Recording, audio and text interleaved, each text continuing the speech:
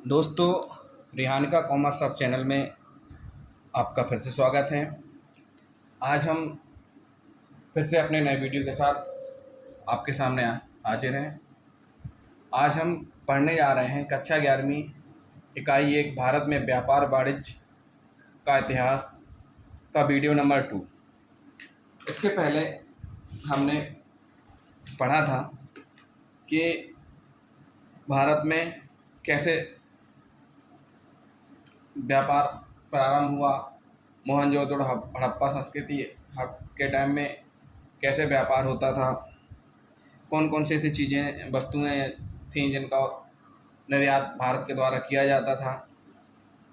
उसके बाद हम आगे आते हैं, देखते हैं कि वैदिक सभ्यता आती है। सिंधु सभ्यता के बाद वहाँ भी व्यापार होता है, नगरीय व्यवसायिक सभ्यता का विकास होता है। फिर धीरे धीरे यह सभ्यता नष्ट होती जाती है। फिर उसके कुछ दिनों बाद आता है गुप्त काल एवं मौर्य काल। तो हम देखते हैं कि गुप्त काल और मौर्य काल में व्यापार की स्थिति क्या थी। दोस्तों, गुप्त एवं मौर्य काल को भारत का स्वर्णिम काल कहा जाता है। इस समय सबसे अच्छा समय था व्यापार के लिए। भारत विश्व में प्रसिद्ध हो चुका था। एक अच्छी धाक बन चुकी थी कि भारत अपने यहाँ से माल तैयार करता था, विदेशों में निर्यात करता था, और निर्यात मतलब दूसरे देशों को बेचता था। कच्चे माल का आयात भी करने लगा था। भारत की स्थिति बहुत अच्छी हो गई थी। तो भारत में गुप्त काल में सूती वस्त्र का उद्योग या कारखाने संचालित होते थे। और ऐसा नहीं है, उस समय में छोटे छोटे कारखाने बहुत ज़्यादा थे। मतलब जैसे इस समय में लोग अपनी दुकान चलाते हैं, उस समय में लोग अपने घर में कारखाने चलाते थे, जिससे सूती वस्त्र उद्योग या सूती से बने हुए वस्त्रों का उत्पादन होता था। अब जो भारत में जो भी तैयार होते थे, भारत के माल इस्पात के, सूती वस्त्र के, हीरे मोती के, मसालों के लिए शुरू से फेमस रहा है केरल।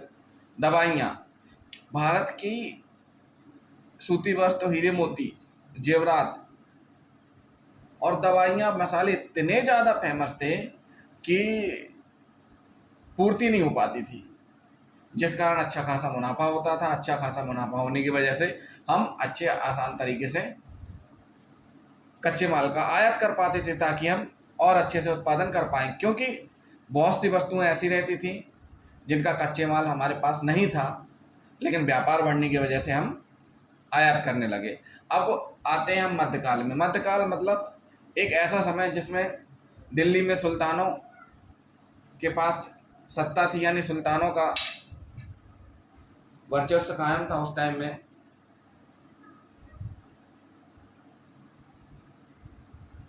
इन सुल्तानों की सत्ता स्थापना से लेकर के औरंगजेब की मृत्यु तक 1000 से 1707 ईस्वी तक भारत में भी इस समय उद्योग धंधे बहुत फेमस थे, बहुत ज़्यादा चरम सीमा पर थे, विकसित थे। या हम कह सकते हैं कि औद्योगिक उन्नति अपनी चरम सीमा पर थी।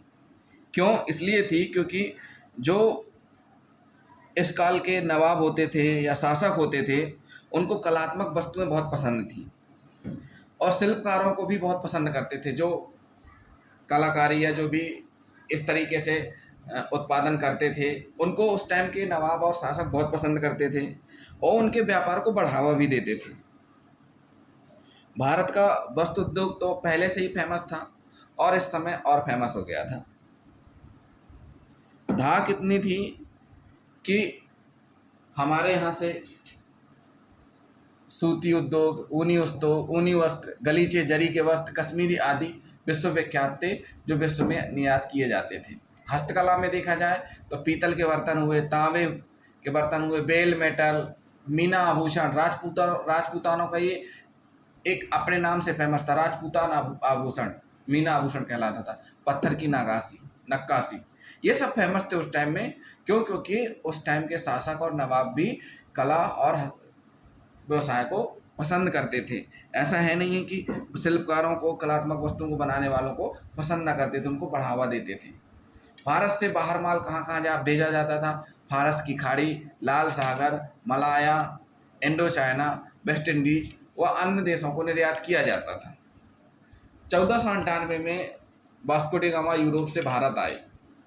जब यूरोप से भारत आए, यहाँ देखा उनने, रुके कुछ दिन, उन्हें ये समझ में आ गया कि भारत तो भाई सोने की चिड़िया है। वास्को डी गामा के आने के बाद भारत में पुर्तगाली, डच, फ्रांसीसी, अंग्रेज व्यापारी आए। इन सभी ने अपने अपने स्तर पे, अपने अपने क्षेत्र में भारत के रियायतों के राजाओं से संपर्क करके व्यापार प्रारंभ किया। अंग्रेज भी आए। अंग्रेजों ने अपने ब्रिटिश सरकार से अनुमति ली। धीरे धीरे धीरे आके अंग्रेजों ने एक ईस्ट इंडिया कंपनी की स्थापना की। ईस्ट इंडिया कंपनी की स्थापना के बाद अंग्रेजों ने अपना वर्चस्व धीरे धीरे बढ़ाना शुरू किया। अपना वर्चस्व कैसे बढ़ाना शुरू किया? पुर्तगाली, डच, फ्रांसीसियों को दबा करके। क्यों? क्योंकि इनका व्यापार बढ़ रहा था, तो इन लोगों ने क्या किया कि इन यूरोपीय, पुर्तगाली, डच, फ्रांसीसियों को दबा के उनके ऊपर हावी हो गए।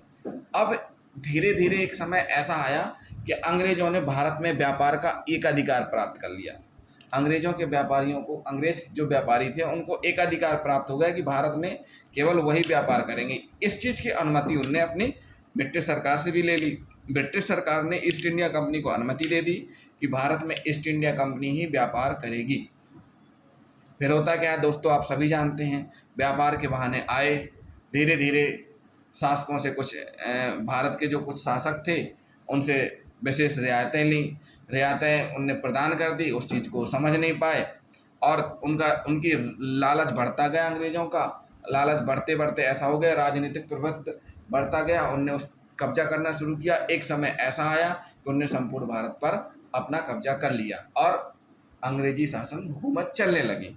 अब अंग्रेज़ों ने क्या किया कि भारत के उद्योग धंधों को दबाने का प्रयास किया, उनको कुचलने का प्रयास किया। औद्योगिक क्रांति लाए, विदेशों में जो प्रचलन होता था उन सारी चीज़ों को यहाँ पे लागू किया। जो देसी माल होता था, देसी जो वस्तु होते थे, देसी मसाले होते थे, इन सब चीज़ों को नकारा गया। यानी सीधी सीधी कह सकते हैं ब्रिटिश सरकार ने ऐसी नीतियाँ बनाई जो भारत विरोधी नीति थी, यहाँ के अत्याचार किया और भारत के व्यापार को समाप्त कर दिया। तो दोस्तों, प्रारंभ हमारा बहुत अच्छे से हुआ और समाप्त हमारा अंग्रेज़ों के द्वारा व्यापार को समाप्त किया गया। उन लोगों ने अपने स्तर से, अपने हिसाब से यहाँ उद्योग धंधे स्थापित किए। तो दोस्तों, ये है हमारा आज का वीडियो भारत में व्यापार और वाणिज्य के इतिहास को लेकर के। तो दोस्तों, हमारा वीडियो आपको कैसा लगा? हमारा वीडियो आपको पसंद आया हो, हमारे चैनल को सब्सक्राइब करें, वीडियो को लाइक करें एवं शेयर करें। धन्यवाद।